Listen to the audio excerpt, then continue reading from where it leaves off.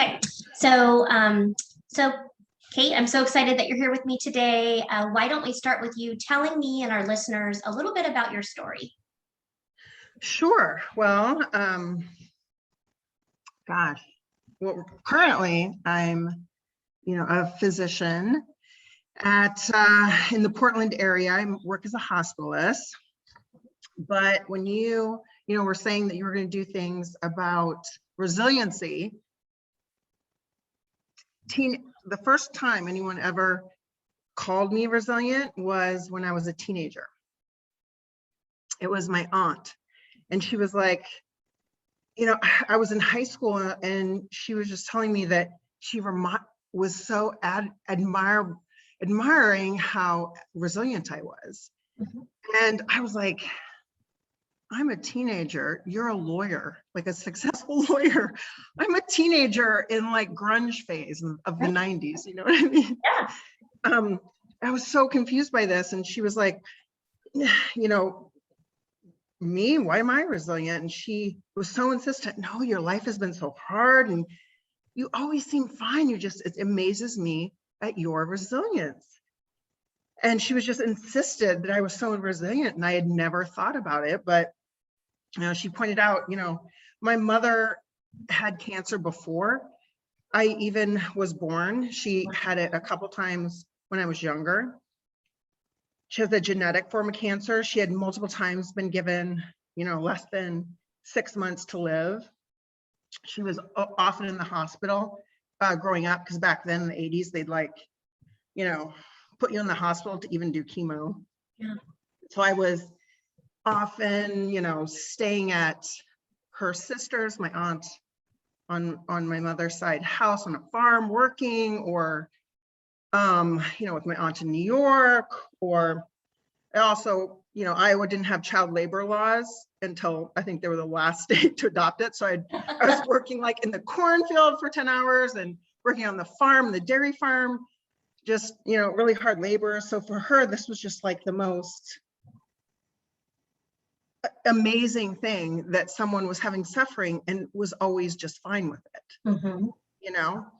But when I thought about it, I was like, I never really thought it was suffering. Mm-hmm. Or I think a better yet is that I always just accepted it as part of my life, because it kind of was. Well, and did you know differently? I mean, did you know differently? Was it just your background and the way you were raised? Did you know anything different? Well, I think because my mother, she never said, why me? You know what I mean? Mm-hmm. She never said, why did this happen to me? Why? She always had goals. She always had something, she was going to accomplish, even if she thought she only had a few months to live. So, and this aunt that said this to me is on my father's side. So, for her, she was basically saying, wow, if I were in your shoes, I'd be saying, why me? Right. But I think just because of my mother's, the way she lived her life, and the fact she, when she wasn't in the hospital, she was doing everything, like volunteering. I mean, I used to say that I did more volunteering by the age of 9 than 99.999% of people will ever do their entire lives. Granted, I don't know if you can call it volunteering when it's you're being required to do it. Right. But she never, it's just what she did. She handled her diagnosis with not why me, but kind of what can I do about it? What can I do to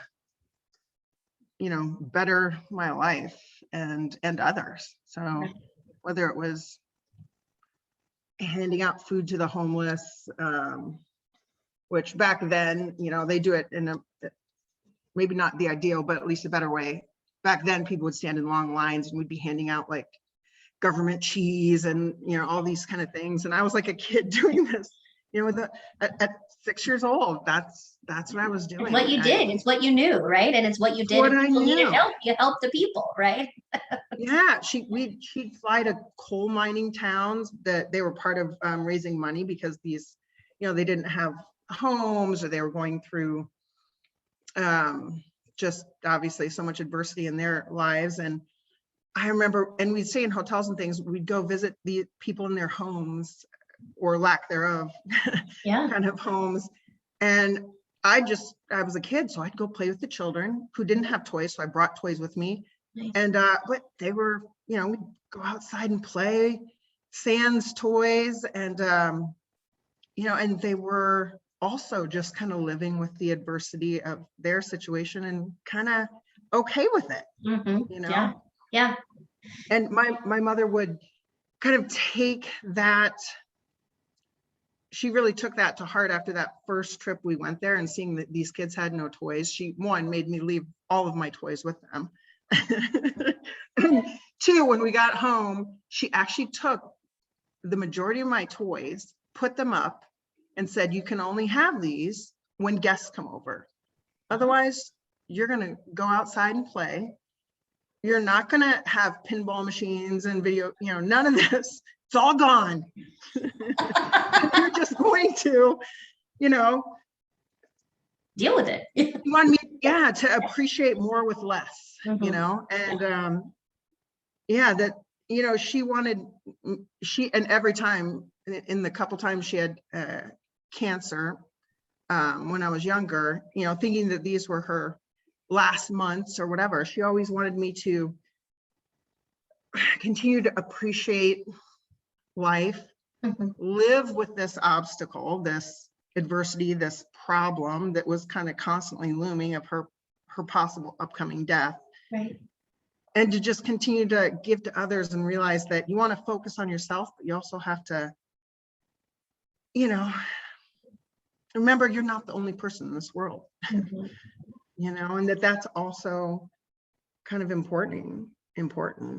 For sure. I'm hearing a lot of parallels between what your mom taught you and, when your parent dies when you're young, that's such a turning point as well. It's such an inflection point.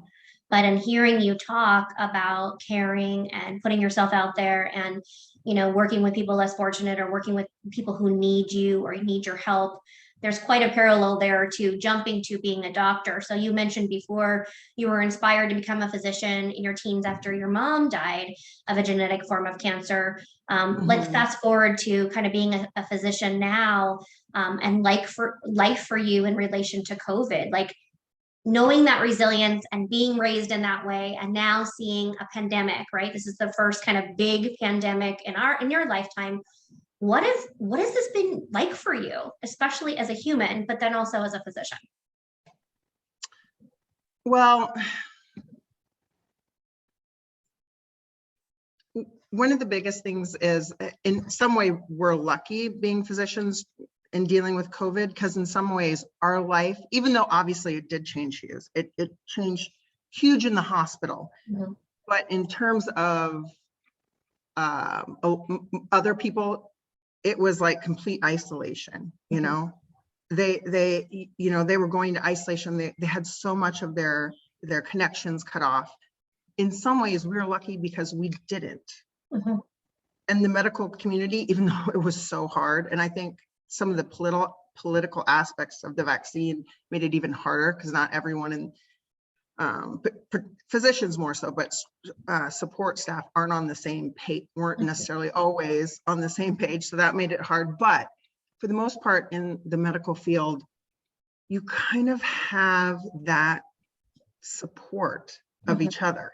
Right, because you're always there. You're always working. So you're always there. You're always working. It's kind of like, it's like this, almost like that college dorm experience that never goes away, because you're just so, you know what I mean? Like, you all have a dark sense of humor. You're all, probably there's you have professionalism, but you kind of see and do and are part of things that other people just aren't a part of. So there's more latex and masking. Yeah, exactly. So we are lucky that we have that support of each other that a lot of people not in medicine going through COVID didn't have.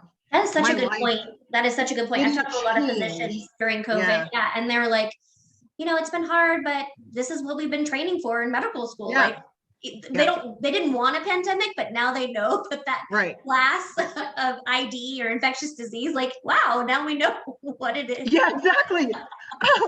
Before it was just like these vague training things that they talk about, if this disaster happened, you're like, yeah, okay, that's never going to happen. Do I have to do this PAPR training every year?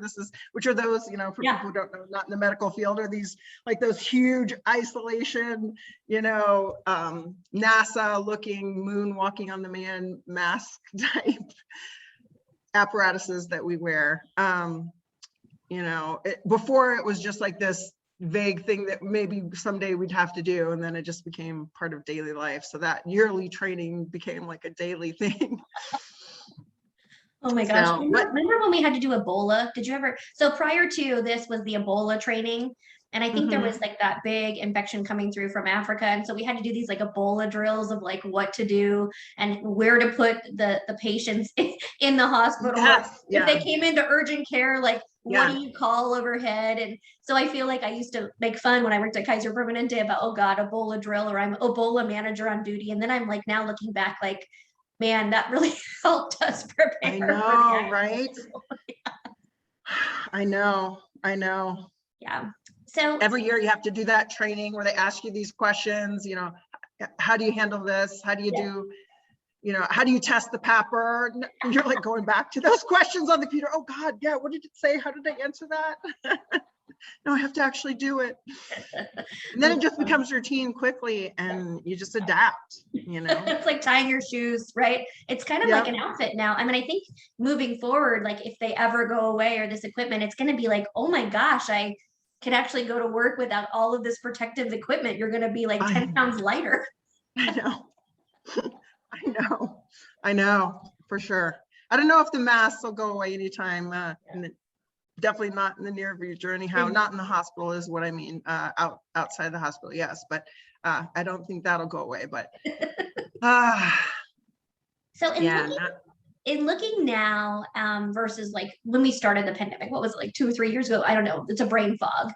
And 2 or 3 years ago versus now, what expectations, if any, did you place on yourself this year as compared to last year? So you obviously have your shit together now, you know how to put on your PAPR, you feel like you have a community at work, but in going to 2022, when the new year came, were you like, okay, this year I'm going to do this, or this year is going to be different? And if so, what did you say to yourself, if anything? I would say, I think because now we're just learning to live with it. I think we're all just cautiously optimistic, you know what I mean? But very optimistic. I'm just not professionally, I think anything's changing, but it's more on a personal level that I am just so excited to look forward to traveling, look forward to working out at a gym. Yeah.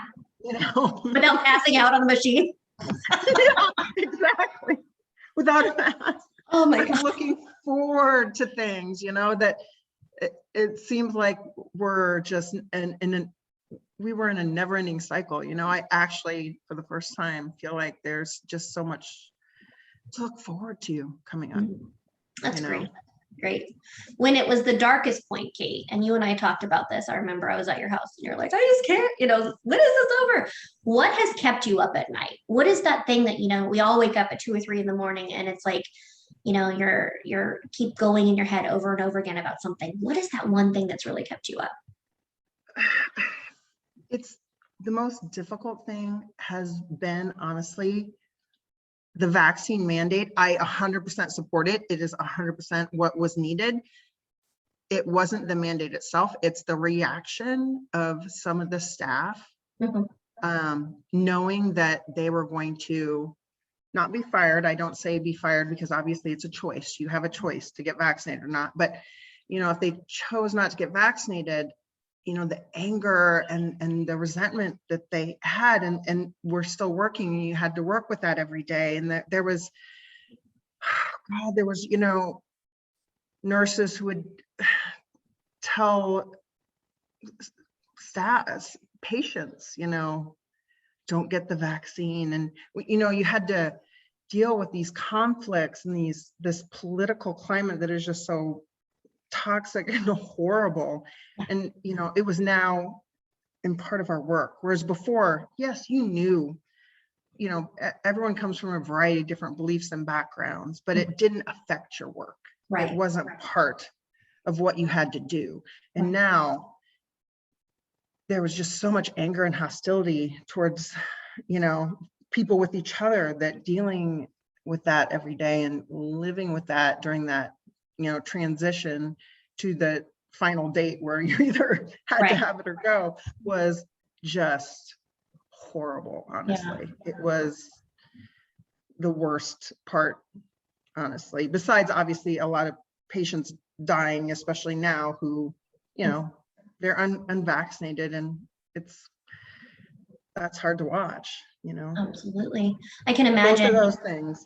Yeah, I can imagine being a physician and, you know, being a team. You're part of a team, right? So the medical assistants, the LPNs, the staff, whoever, and them choosing not to get vaccinated, and then, you know, you liking them as a person, but may not respect their decision. It's completely different. So I think it's one thing to have a pandemic, which none of us could control, but now we have a potential option to control some of it. And people choosing not to be able to control it, or choosing the other direction, and that can be pretty hard for families. I know when I worked at Kaiser, that was our biggest challenge, was just respecting everyone's barriers and boundaries, but also at the same time keeping everybody safe, and seeing those patients pass away and on death's bed, and not be able to have a family member near them or close to them. It broke all of our hearts. I think the pandemic we could have handled in stride, because when you lean in, like you said, as a team, you kind of feel like you're all in this together. But the challenge is the political nature of all of the different moving pieces, and the timelines, and keeping track of all of that stuff, in addition to just keeping everybody alive. So I totally get it. Yeah. Oh my gosh. Yeah. I mean, you're going to give me PTSD now. Right. Okay. We're going to stop for that. One of the things I like to ask our guests for season 2 are, you know, is how has your reentry been, right? Connecting with others during COVID changed you. And now that there's a brighter tomorrow, and you're feeling like, okay, maybe I can go work out. Maybe I'll go to a concert. Maybe I'll start to travel. Have you found that you're scared to venture out, or are you feeling comfortable and feeling like, hallelujah, let's get out there? Yeah, I'm definitely more of the hallelujah, let's get out there type. I had signed up for a pottery class, and I just took my first pottery class. I love pottery, obsessed with art in all forms, but, you know, so I wanted to actually learn to do it, learn to make it myself. I'm on a pottery wheel, and this other person on another wheel across from me, she does grants for nonprofits and things. And, you know, she was just telling me how much it's affected her, and how she just doesn't, I mean, you could tell she had lived her life across the world, because she was, grew up in the military, and her dad was in the Air Force, and lived all around the world, and always, you know, moving. So she's just this obvious, super social person. And for her, because she's so outgoing, and maybe didn't have that work type support team anymore, and just she went into complete isolation, that she's saying how difficult she was taking this class. And this is like her first step into the public social realm. And this super outgoing social person is just, she's having anxiety with this, you know? I bet. Yeah. And, you know, I think because of how I grew up, because of so many things I've dealt with in my life, whatever, anxiety has just never, luckily, been much of an issue for me. I kind of feel like I can face most things that come my way. Yeah. You know, you have to have those coping tools, but for, you know, I don't know, maybe if I was in her shoes and I was so completely isolated, and so, you know, having all supports cut off, that, I mean, yeah, it's difficult for people. It's difficult for me slightly, you know, but nothing, I think, compared to people who really had to go into isolation. And Yeah, I hear you. I think just hearing you say over and over again, that network of people at the hospital and patients, I mean, really giving you purpose, right, during this time to shift your perspective on yeah, COVID life, and just kind of keeping your head down and working. You know, everyone talks about COVID in a negative light, and certainly it's been a challenge. But if you could pick out a bright spot for you this past year during COVID times, what would that be? you know, I'm lucky enough to have, I know for everyone it wasn't a bright spot, but for me to have my husband be able to work from home Mhm. was so great for us, Yeah. because no traffic, no, and we also had the luxury of having a live-in person to take care of our kid. Mhm. So we didn't have the stresses of, you know, trying to find childcare that a lot of people had, or the schools closing because he's only 4. And to have my husband home more Mhm. was, we did love that. Like, selfishly, it was just, you know, it may not have been as a great business move, but for personal move, to be able to have dinner on time together every night, which was always harder pre-pandemic, you know. Oh God, it's so great, you know. Well, and what our listeners don't know is that you were also going through a renovation at your house. So Yeah. not only is it COVID, but you have no sense of normalcy. Kate and Raheem's house is absolutely incredible. Oh, I feel like I want to like throw up the before and after pictures whenever the after is going to be, because you know remodeling, it never ends. But to have chaos, Kate, at work and at home, I mean, having Raheem home, I'm sure was really helpful. well, it wasn't just chaos at home. It was like, so we were supposed to move in 2019, the end of April. So we were renting houses, and we moved in 3 different houses because of, you know, everything taking longer. So the last couple months of a renovation is when all the fine details go in. You know what I mean? Yeah, I know. The countertops, you know, the lighting, the cabinets. And we went into shutdown, end of February. So the 2 months that was supposed to be, and we, you know, be put in, and because we live in Vancouver, Washington, not Portland, Washington State stopped all construction. Oh my God. So we were supposed to move in 2 months, had to actually, we didn't have a choice because the place we were renting, the house, the guy was going to sell it, the owner. So we were like, okay, so we're moving into a house with like no electric. Oh my God. You had a headlamp. My husband had to look, he learned how to be an electrician to at least get some electric in certain parts. We didn't have, I mean, oh my gosh, we didn't have, you know, the dishwasher. We didn't have, we did get the cabinets in, and we had plywood put down for countertops. We kind of pulled in some favors of people we knew, and we're just also doing work ourselves. Oh my God.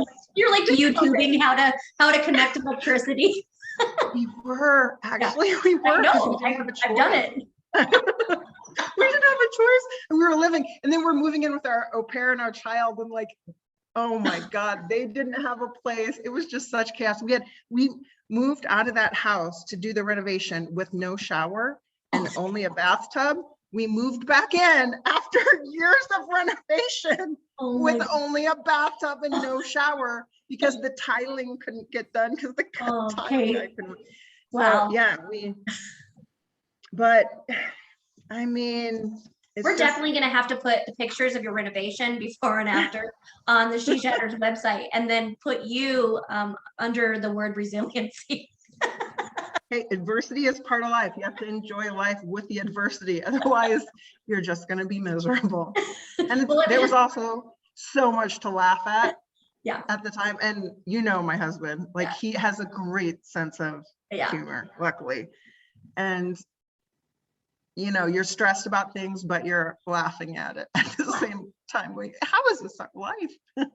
Well, and you have to. And I was just going to ask you, what advice would you give to our listeners or to yourself about resiliency? And I think you just basically said it. I mean, you've got to push through it, and you got to laugh, and you got to find the silver lining, right? And, you know, I mean, I think for you too, you talked a lot about, you know, your immediate family, your work family, but then you have Raheem, and you have Biari, and you have Rohan, I mean, all members of your family. And then you have had an au pair, which has been nice from a childcare standpoint. Yeah, for Yeah. sure. When you think I mean, about, go ahead. No, where I was gonna say, but also like, you have to have acceptance sometimes, things suck and you just have to have acceptance of things. Yeah. I don't know how you feel about this, but I know a lot of people say like, oh, things will always work out, or things happen for a reason. That's the one. Like people who say things happen for a reason, I actually really hate that Me saying. too. Oh my God, me I too. hate it so much because I have to go into the hospital, and what reason am I going to give this person who's, doesn't have long to live, and you're the one having to tell them. I really, really, really hate that. But there's been patients who, they're at the end of their life, and they have it with grace, and still, even the short time they have left. Like I just had a patient that, he had Parkinson's and he wanted to do death with dignity. So I was one of the physicians signing for the death with dignity. And the reason why he was in such a rush to do it is because you have to be able to give the medication yourself physically. And with Parkinson's and in your 80s, like you can imagine having to, Wow. you don't want to shake that all over and then waste it. And he was worried he wouldn't physically be able to do it soon. So, we extradited that and got that. And, so I asked him like, oh my gosh, what are your goals of this process? And he's like, you know what, I'm good. I have the date in mind. My goals for these last couple weeks is I'm going to go home with my wife, and his wife was amazingly supportive, and we're going to have these great couple weeks together. And, this is on my terms, and I may not have much time left, but I have these goals and I have this acceptance of it. And he did it with such dignity and beauty. It was, awe-inspiring, really, Well, it's motivational, and it's also, it just makes you realize. I mean, I feel like acceptance is the hill that you have to climb to get to the other side, right? You Yeah. can deny so many years, whether you have alcoholism or your illness or whatever it is. But once you kind of reach that point of acceptance, there's so much beauty on the other side of acceptance. And I know that sounds kind of cliche and weird, but it seems like once you kind of get over that piece, or you say to yourself, I can do this. Like you said, I have this Yeah. family at work. COVID's here to stay. I'm trained for this. I got to revisit my PAPR. I don't have any electricity. I'm going to YouTube some videos. Like, it is what it is, pulling up your bootstraps, for lack of a better word, and digging deep into it. Right. And I think that is so powerful and an emotional thing, especially as you're seeing someone die, but having them have the control to be able to make that decision is huge. Right. It's, so huge. It's beautiful that, he had, and a lot of the patients, because I always ask people who are end of life, just, they amaze with me sometimes with the kind of dignity and insight they have. Not everyone has coping skills, right? Well, I'm sure we can have another podcast on those ones. Oh, yes. Oh, yes. I think coping skills are a necessity for resilience, for life in general. Exactly. If you could kind of highlight for us, if Kate's mantra, if someone said, what is Kate's mantra? You had an Instagram post and you got to put Kate's mantra. What would it be?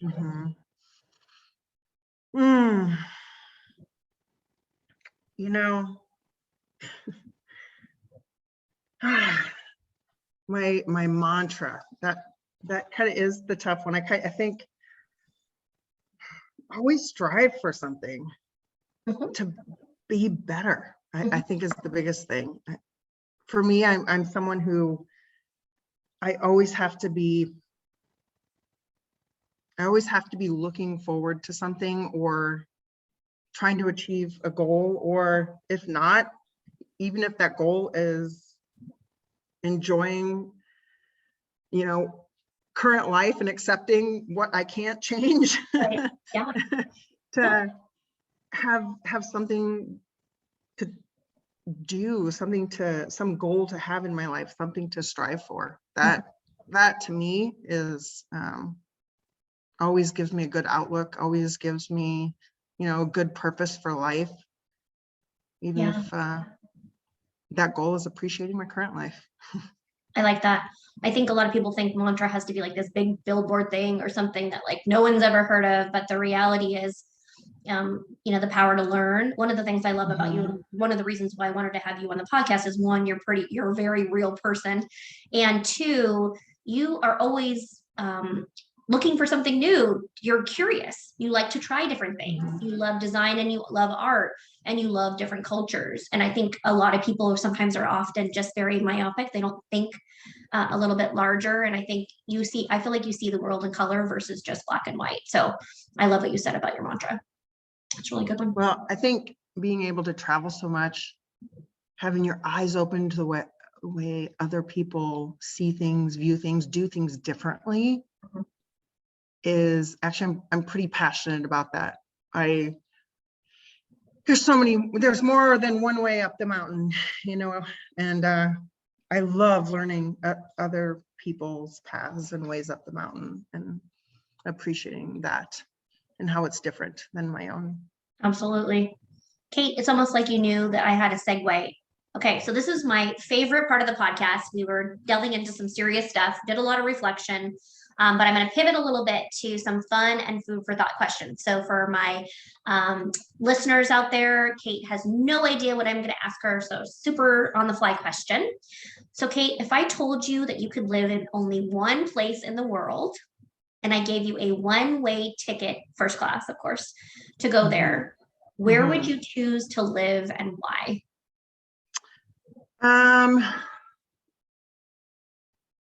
It includes my husband, right? Sure, yes, and a dog and Rohan. Okay. Okay, I'll charter a private plane. Where do you want to go? Can it also involve travel? Because if it involves time travel, I want to live in 1920s Paris. When all the artists, were there, discovering their art, creating their art, like some of the great modern artists, whether Picasso, some of the great poets, it was such an exciting time. I would love to be in 1920s Paris. Now, if you're talking current, I am a beach person. I like just chill, natural things, way of life. So I would probably go to either Java, Sumatra, or Bali, Indonesia, but definitely probably Indonesia or Sri Lanka. Maybe Sri Lanka. Okay, I'll go Sri Lanka. I've noticed that it's hard to find one spot, but yes, we'll give you two because the time travel and then current situation. So maybe I should edit the question for the next guest. Oh, I love. Can it be an option? Well, it kind of goes back to your always having goals, right? So after you've gone to 1920s Paris, then you will head over to Java or Sri Lanka, wherever.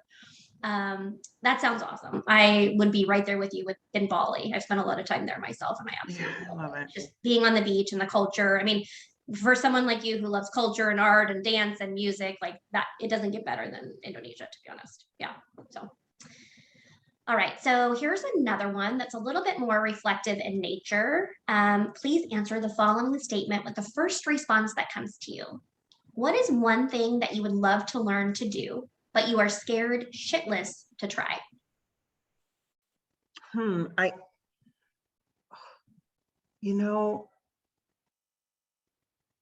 wouldn't say I'm scared shitless of a lot of things, to be honest with you. So flying a plane a little bit. But I do have a fear of that. Yeah, I do. I never did before, but I have kind of turbulence and things that never affected me are affecting me more. I think since having a kid. Okay. It is. I think it's just your own mortality and fear when you're flying with him. I have more fear, but I really would still like to learn to fly a plane. Awesome. Ooh, that's a good one. I haven't heard that answer yet, so I love that response. All right, my friend, our time is up. It's happened so quickly. Thank you so much. I love what you said about just reconnecting with your team during COVID and kind of being a place of home for you during such a turbulent time. I don't think a lot of my guests have been able to say that. I think home has been kind of a retreat for most people. So I love that you've had both to kind of get through the pandemic so far. The dedication and hard work that you've done and you continue to do each and every day to help these sick patients and patients in the hospital and their families during COVID really always hits home for me.